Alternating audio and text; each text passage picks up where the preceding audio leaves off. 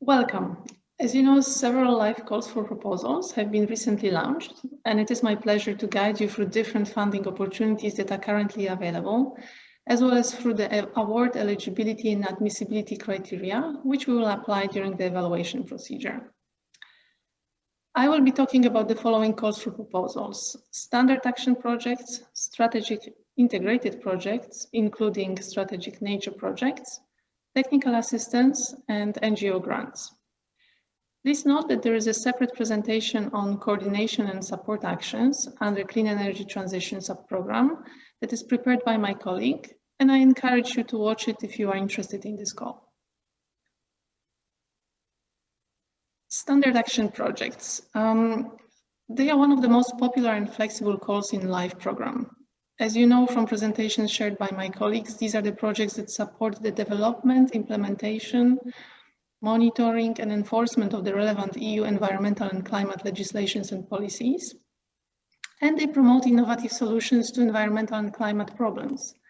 They contribute to the application of best practices and catalyze the large-scale deployment of successful solutions. And currently, there are 3 calls for standard action projects that are open. There is one for life, nature, and biodiversity, one for life, circular economy, and quality of life, which covers environmental problems linked to water, air quality, waste, soil, chemicals, and much more. And one for climate change mitigation and adaptation.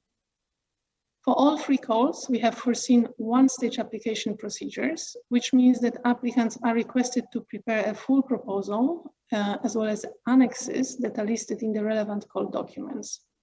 Submission deadline is 30th of November 2021 for all 3 calls. There are 3 separate presentations that are available on our website that cover priorities and project topics for each of these calls, so please refer to them for more information.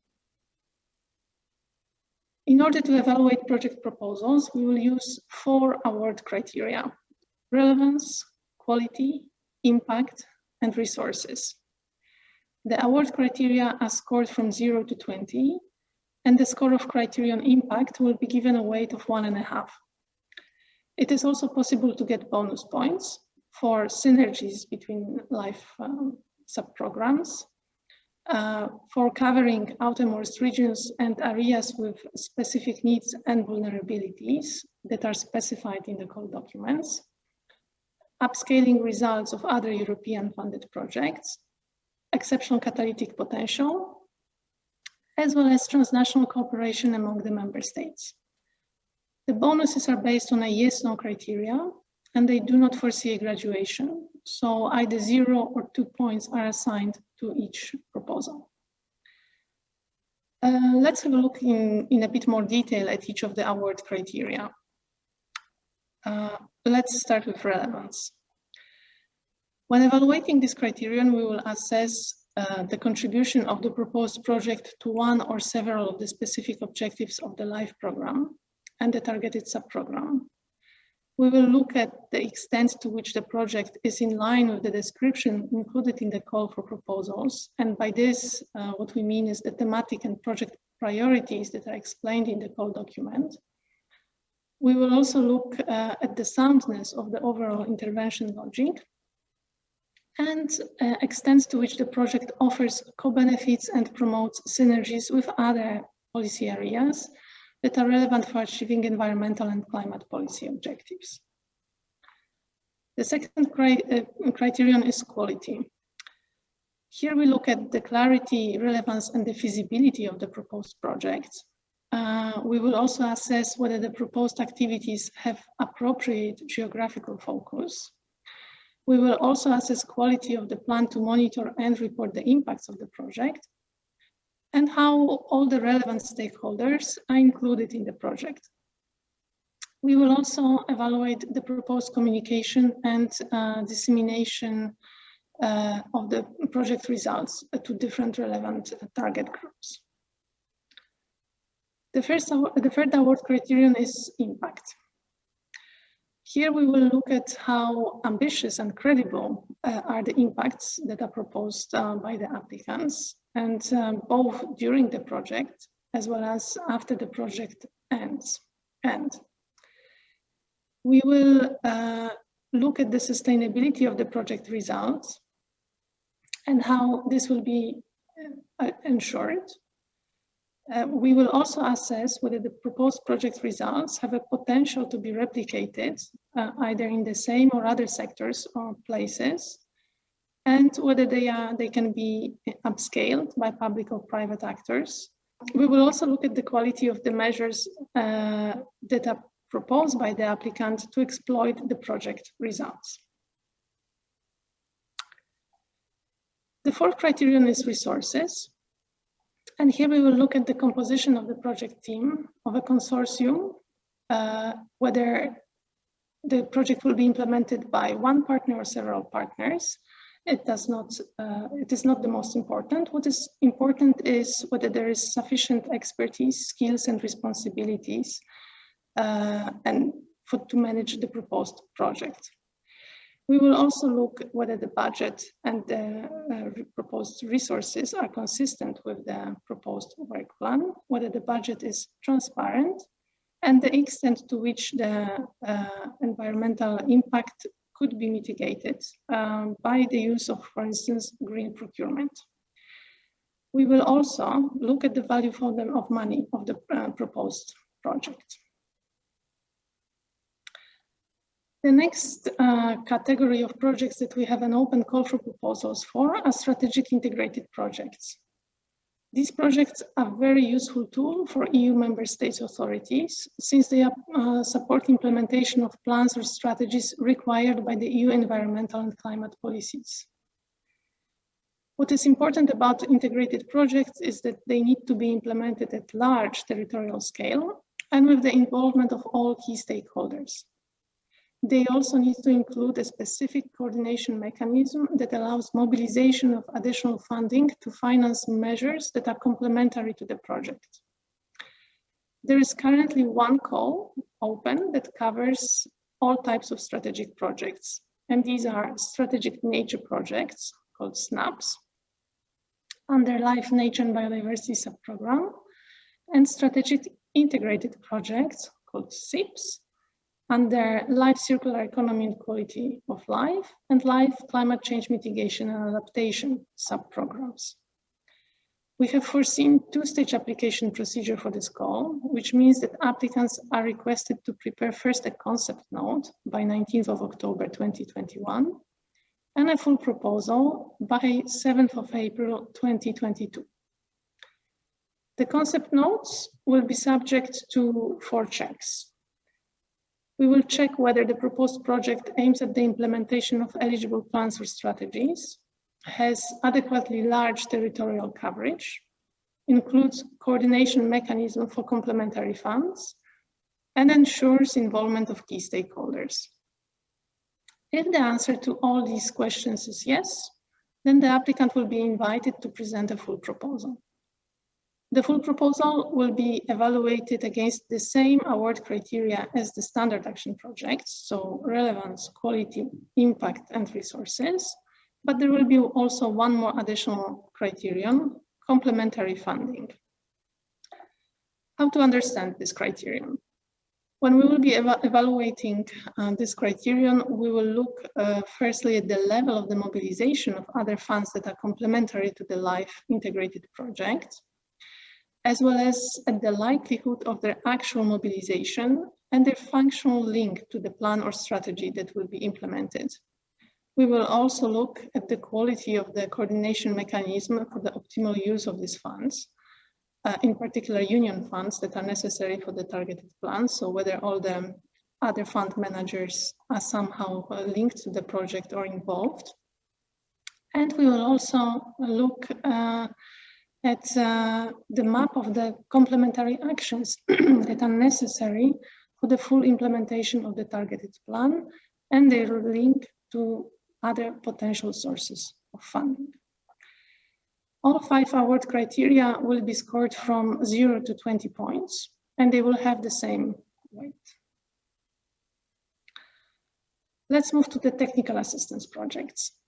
We have currently one call open for the technical assistance projects that aim at the support of the for the preparation of the strategic nature projects and strategic integrated projects. So we have foreseen one-stage application procedure for this call, and applicants are invited to submit their proposals by 22nd of September 2021. The TA applications will be evaluated against 3 award criteria: relevance, quality, and resources. These are the same ones as I described in more detail for the strategic, standard action projects. So please refer to my section of presentation for more details. And they are also scored from 0 to 20, and they all have the same weight. And now, the last call that I would like to talk about is the call for the operating grants for NGOs. LIFE offers possibilities for support for certain operational and administrative costs for the non-profit making entities, which are involved in the development, implementation, and enforcement of union legislation and policy. And what is important is to note that these entities need to be primarily active in the field of environment or climate action. To be considered for an operating grant, applicants must apply to both the FPA call and the SGA call. This means that the applicants need to submit their applications under both calls by 28th of September 2021. There are 5 award criteria for this particular call: relevance, EU policy shaping, EU policy implementation, sensor function, and organizational development.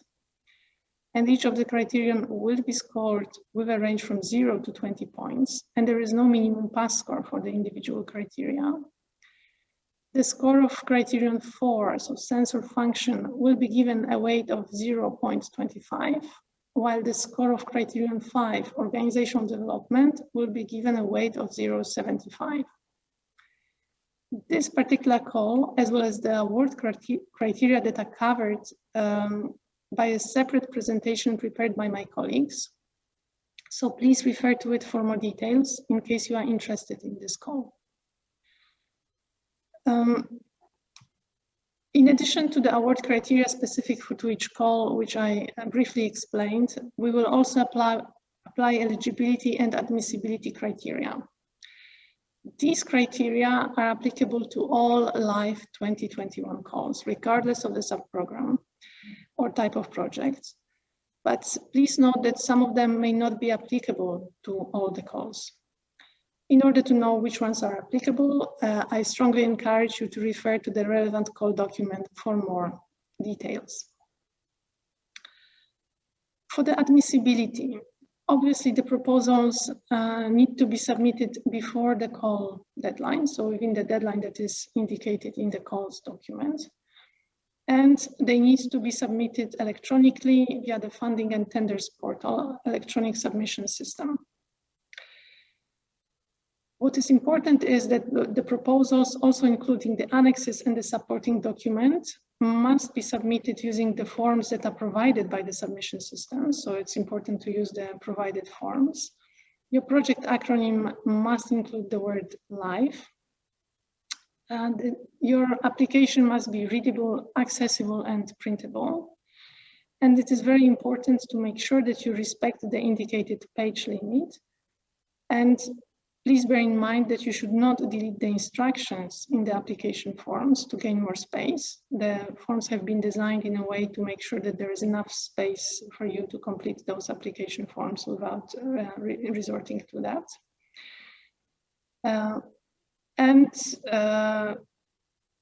Yes, of course, as I mentioned earlier, the proposals have to be, the full proposals have to be submitted within the deadline. Now, the eligibility criteria. We should look at different aspects of the eligibility. Let's start with the eligible participants. In order to be eligible, the applicants, both the beneficiaries and affiliated entities, must be legal entities, either public or private bodies, that are established in one of the eligible countries. And by the eligible countries, we mean EU member states, which includes overseas countries and territories, and also non-EU countries that are associated to the LIFE program, or countries which are in the ongoing negotiations for the association agreement with the LIFE program. And it is important that those agreements enter into force before the grant signature. The coordinator must be established in the EU member states. All beneficiaries and affiliated entities must register in the participants register, so before submitting the proposals. Other entities may also participate in other consortium roles, such as associated partners, subcontractors, third parties giving in-kind contributions, etc. There might be also specific consortium composition requirements applicable to certain calls, and these are listed in the relevant call document. In terms of eligibility criteria applying to geographic locations, it's important to note that proposals must relate to activities that take place in the eligible countries that I just spoke about. And projects with activities outside the EU must be necessary to achieve EU environmental and climate objectives and ensure the effectiveness of the interventions carried within the EU. So in other words, you may conceive your project with the activities outside the EU, but these activities must be necessary to achieve EU environmental and climate objectives. And a good example of such projects are projects that aim at the conservation of migratory birds in wintering areas, or actions that target, for instance, transboundary rivers. But of course, there might be other examples that we will consider when we receive such proposals.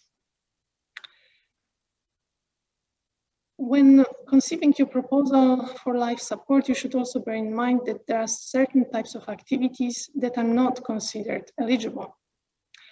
And these include, for instance, research, statutory responsibilities of the competent authorities, activities that would be implemented outside the duration of the project, activities which are not really clearly related to the objectives of the projects, or for instance, compensation measures.